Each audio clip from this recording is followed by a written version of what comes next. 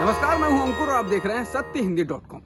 अब एक नजर डाल लेते हैं अब तक की खबरों। पूर्व केंद्रीय मंत्री और केरल से कांग्रेस के सांसद शशि थरूर ने कहा है कि भारत जोड़ो यात्रा कामयाब रही है और इसे देश भर में लोगों का अच्छा खासा समर्थन भी मिला है। लेकिन उन्होंने इसके साथ ये भी कहा है कि इस समर्थन को वोटों में बदलना एक चुनौती है।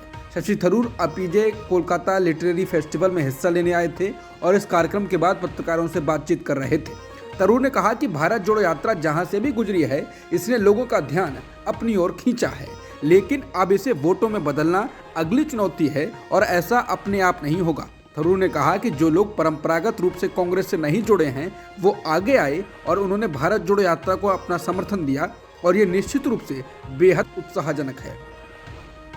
आंध्र प्रदेश के पूर्व मुख्यमंत्री चंद्रबाबू नायडू के बेटे नारा लोकेश 4000 किलोमीटर की पदयात्रा शुरू करने जा रहे हैं। बता दें कि आंध्र प्रदेश में अप्रैल 2024 में विधानसभा के चुनाव होने हैं और उससे पहले नारा लोकेश इस पदयात्रा के जरिए तेलुगु देशम पार्टी के कार्यकर्ताओं और विशेषकर युवाओं को पार्टी से जोड़ने की कोशिश करेंगे। ये पदयात्रा 27 जनवरी से शुरू होगी और 400 दिन तक चलेगी। बता दें साल 2019 में वाईएसआर कांग्रेस ने टीडीपी को सत्ता से बाहर कर दिया था। तब हुए चुनाव में 175 सीटों वाली आंध्र प्रदेश की विधानसभा में वाईएसआर कांग्रेस को 151 सीटों पर जीत मिली थी, जबकि एन चंद्रबाबू नायडू की टीडीपी को सिर्फ 23 सीटों पर जीत मिली थी। यह टीडीपी का बेहद खराब प्रदर्शन था क्योंकि 2014 के विधानसभा चुनाव में उसे 102 सीटों पर जीत मिली थी, लेकिन 2019 में ये बुरी तरह पिछड़ गई थी। चुनाव आयोग ने रिमोट वोटिंग मशीन यानी आरवीएम शुरू करने की तैयारी कर ली है। ये ईवीएम जैसी ही मशीन है, लेकिन उन लोगों के लिए है जो अपनी नौकरी या फिर पढ़ाई के लिए दूसरे शहर या राज्य में रह रहे हों। यानी आपको वोट डालने के लिए अपने घर जाने की जरूरत नहीं पड़ेगी। आप इसके माध्यम से जहां रह रहे हैं वहीं से वोट डाल सकेंगे। लेकिन ईवीएम को लेकर उठते रहे सवालों के बीच इसके आने को लेकर भी सवाल उठने लगे हैं। कांग्रेस ने प्रवासी वोटरों के लिए लाए जा रहे रिमोट इलेक्ट्रॉनिक वोटिंग मशीन के शुरुआती मॉडल पर चुनाव आयोग से कई सवाल किए। कांग्रेस नेता जयराम रमेश ने गुरुवार को कांग्रेस का आधिकारिक बयान जारी किया। इसमें लिखा, हाल के गुजरात विधानसभा चुनाव की घोषणा में निर्वाचन आयोग ने इसलिए देरी कर दी ताकि प्रधानमंत्री मोदी चुनावी अभियान कर सके। इससे पीएम मोदी को वोटिंग वाले दिन रोड शो करने की अनुमति देकर मॉडल कोड ऑफ कंडक्ट का उल्लंघन करने का मौका दे दिया गया। कांग्रेस ने कहा कि साल 2022 में हुए गुजरात विधानसभा चुनाव में संदेहास्पद वोटिंग हुई, जिसमें आखिरी घंटे में 10 से 12% लोगों ने वोटिंग की। मतलब एक मतदाता ने मतदान करने में 25 से 30 सेकंड लिए, जो कि असंभव है। आपको वोट करने के लिए कम से कम 60 सेकंड चाहिए होते हैं। कल्पना कीजिए रिमोट वोटिंग में भी ये जारी रहता है तो ये सिस्टम में विश्वास कम करेगा। कांग्रेस ने कहा कि चुनाव आयोग ने रिमोट इलेक्ट्रॉनिक वोटिंग मशीन के प्रदर्शन के लिए राजनीतिक दलों को 16 जनवरी को आमंत्रित किया है। इसके लिखित जवाब देने के लिए 31 जनवरी 2023 तक कहा गया है। पार्टी ने बताया कि चुनाव आयोग को सलाह दी गई कि वो लोगों का विश्वास बढ़ाने के लिए वीवीपैट में बढ़ोतरी हो, लेकिन इसे भी नहीं माना गया। साथ ही चुनाव आयोग को सभी राजनीतिक दलों को साथ लेकर ये सुनिश्चित करना चाहिए कि चुनाव प्रणाली में पूरी पारदर्शिता के साथ विश्वास बहाल हो।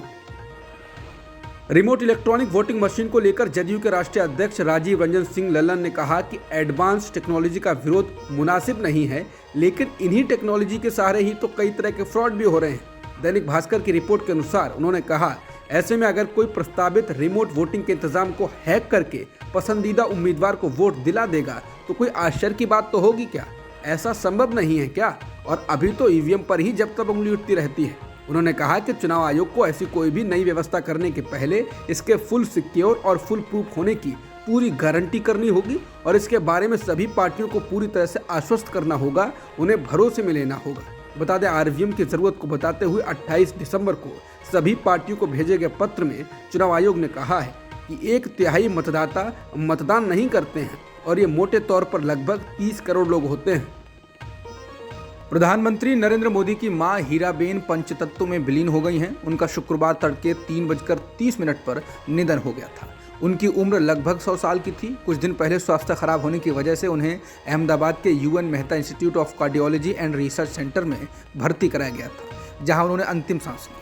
उनके निधन पर देश भर की तमाम शख्सियतों ने शोक जताया है। प्रधानमंत्री नरेंद्र मोदी अहमदाबाद पहुंचकर अपनी मां के अंतिम संस्कार में शामिल हुए। मां के निधन पर प्रधानमंत्री ने ट्वीट कर कहा कि शानदार शताब्दी का ईश्वर के चरणों में विराम। प्रधानमंत्री ने कहा कि जब वो अपनी मां से 100वें जन्मदिन पर मिले तो उन्होंने एक बात कही थी जो हमेशा याद रहती है, काम करो बुद्धि से और जीवन जियो शुद्धि से।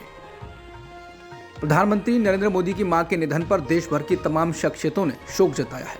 कांग्रेस नेता राहुल गांधी ने कहा कि प्रधानमंत्री नरेंद्र मोदी जी की माताजी श्रीमती हीराबा के निधन का समाचार अत्यंत दुखद है।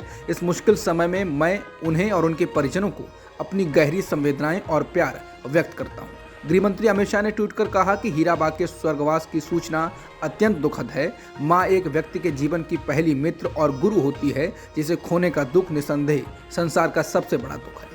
शाह ने ट्वीट कर कहा कि हीराबा ने जिन संघर्षों का सामना करते हुए परिवार का पालन पोषण किया, वो सभी के लिए एक आदर्श है। उनका त्यागपूर्ण तपस्वी जीवन सदा हमारी स्मृति में रहेगा।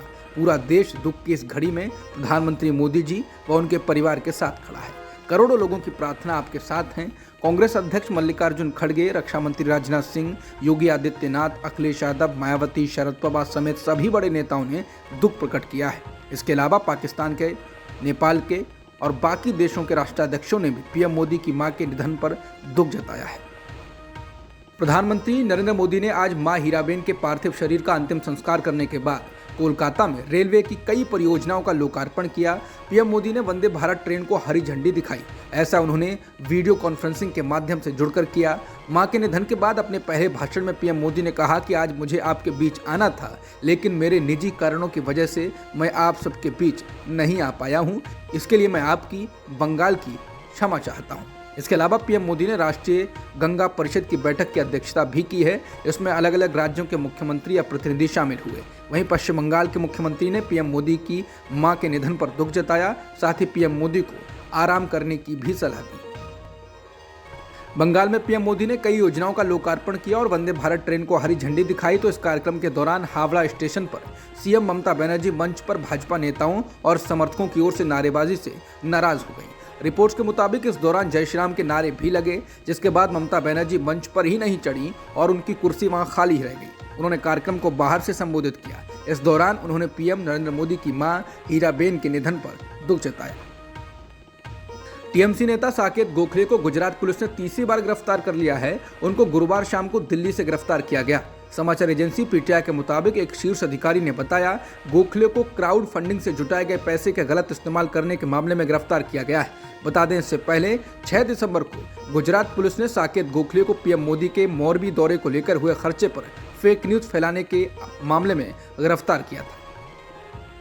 आरबीआई ने अलग अलग राज्यों के द्वारा सब्सिडी दिए जाने और उसके बढ़ते बिल को लेकर चिंता जाहिर की है। आरबीआई ने कहा कि सब्सिडी पर लगाम नहीं लगाई तो विकास के पहिए थम जाएंगे। केंद्रीय बैंक ने कहा कि 2019-20 में सब्सिडी पर राज्यों का खर्च 2020-21 व 2021-22 में क्रमशः 12.9% एवं 11.2% बढ़ गया है।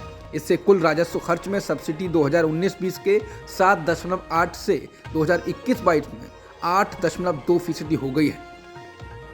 क्रिकेटर ऋषभ पंत की कार दिल्ली से उत्तराखंड जाते वक्त दुर्घटनाग्रस्त हो गई है। उत्तराखंड के डीजीपी अशोक कुमार ने इंडिया टुडे को बताया कि ऋषभ पंत की BMW कार रुड़की में नारसन बॉर्डर के पास डिवाइडर से टकरा गई और उसके बाद इसमें आग लग गई।